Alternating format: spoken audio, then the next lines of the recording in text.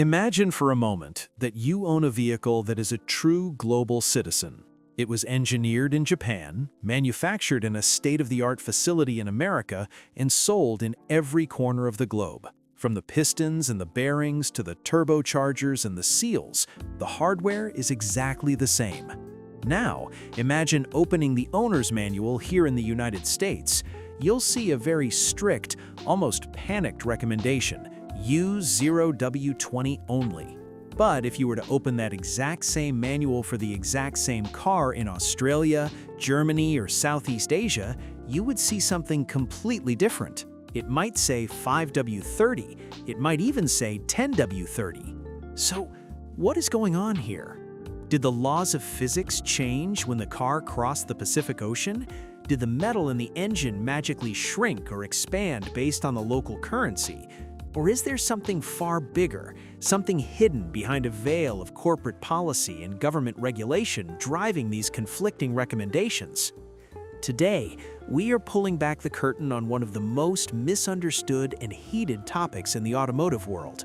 We're going to explain why the US market pushes ultra-thin oils like 0W-20, while the rest of the world sticks with thicker, more protective blends.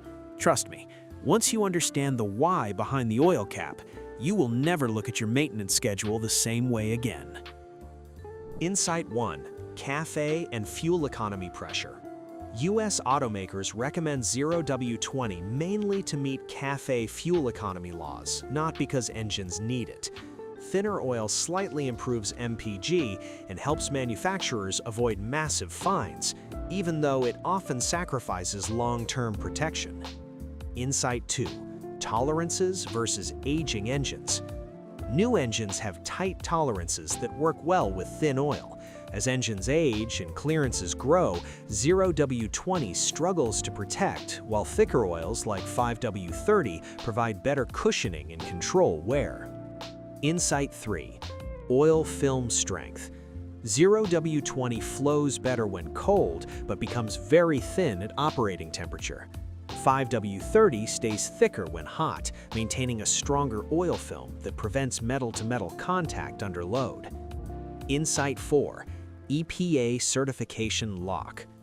Once a vehicle is EPA certified with 0W-20, manufacturers are legally locked into that recommendation. Changing to 5W-30 would require retesting and could lower official MPG ratings. Insight 5. Heat stress reality. High temperatures severely weaken thin oil. In hot climates, 0W-20 shears faster and loses protection, while 5W-30 remains stable and protects better under extreme heat.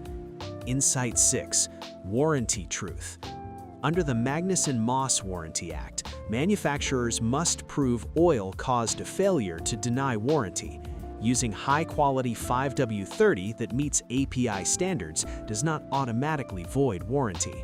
Insight 7. Real-world wear. High-mileage engines running only 0W-20 often show oil consumption, ticking noises, and varnish buildup. Thicker oil helps seal worn components and reduces noise and wear. Insight 8. Oil chemistry matters. Oil quality matters as much as viscosity. Premium synthetics with strong additive packages protect far better than cheap oils, regardless of weight. Insight 9. Lab test evidence. Real-world testing shows 5W-30 produces significantly lower wear metals than 0W-20, with only a minor fuel economy loss. Thicker oil reduces turbo wear and oil consumption. Insight 10. What mechanics actually use. Experienced mechanics often switch to 5W-30 after 60,000 miles or in hot climates because it survives high temperatures better than 0W-20. Insight 11. Smart oil strategy. Choose oil based on climate, mileage, and engine type, not just the oil cap.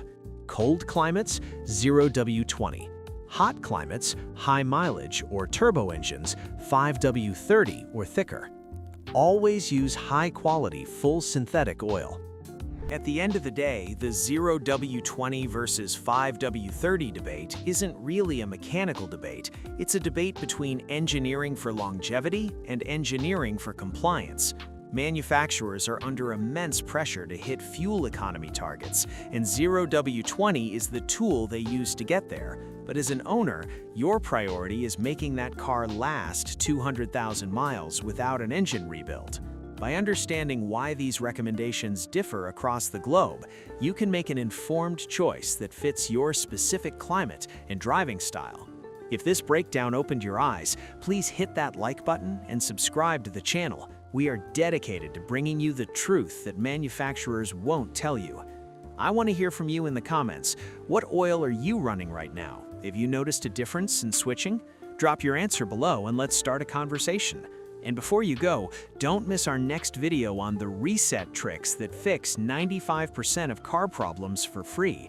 You can find it right here on the screen. Would you like me to analyze a specific engine model, like the Toyota 2.4-liter turbo or the Ford EcoBoost, to see what oil the engineers recommend for it in Europe versus the US?